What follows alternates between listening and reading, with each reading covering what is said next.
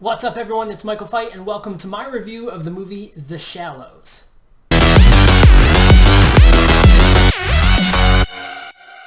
Alright, what's going on guys? So I just got back from seeing the movie The Shallows, which stars Blake Lively's boobs, Blake Lively's butt, and really poor CGI. So that's what they focused on. The first half of the movie was her butt and boobs. Now, Blake Lively, if you guys don't know, is actually married to Ryan Reynolds. So Ryan Reynolds, super good-looking guy, but Blake, honey, I'm just as good as good-looking as Ryan Reynolds. See? Knockout. Anyways, so the movie stars Blake Lively as insert character's name, who I've already forgotten because it really doesn't matter, where she decides that she is going to take on what her mother had done and gone to some secret beach in the middle of Mexico, I think, and go surfing. So she goes off, and we hear in the beginning of the film, and you know, they lay down some plot point about how much she loves her mom, but her mom's dead, and we kind of don't really know why. And she's going to go surf this unnamed secret beach. And so she goes, and she goes off surfing, and, you know, if you've seen the trailer, you know what happens. She gets attacked by a shark, and she ends up kind of being stuck on a rock during low tide and waiting for high tide, which will drown the rock, and then the shark will attack her. So now, obviously, you're going to draw a lot of parallels to the movie Jaws. As you should. This is very much a horror suspense film that centers around a shark, essentially, and it is a great white shark. We do see throughout the film that it is in fact a great white shark. Now, I have to say, what's really funny is that there was many scenes with the shark, you know, attacking and jumping out of the water and stuff like that, and they were really cool. It was pretty good. I would say that part was really suspenseful. However, the part that I actually almost laughed out loud at was the bad Snapchat face swap filter of Blake Lively, her face being put on whoever stunt double they used to do the actual surfing.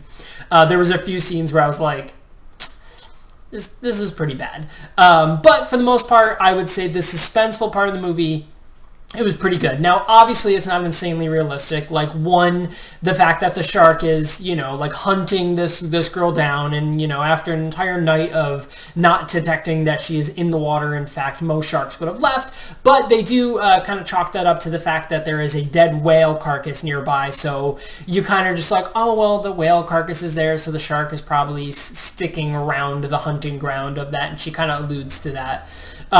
But I have to say, the movie was very short, which was good. There's not a lot of plot to it. Blake Lively's character is pretty much the only character in the entire film. Obvious plot hole of the fact that she's in a secret beach in the middle of nowhere in Mexico, yet her cell phone is capable of making a video call.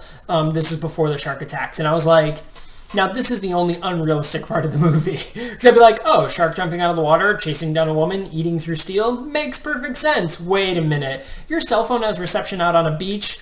Witchcraft.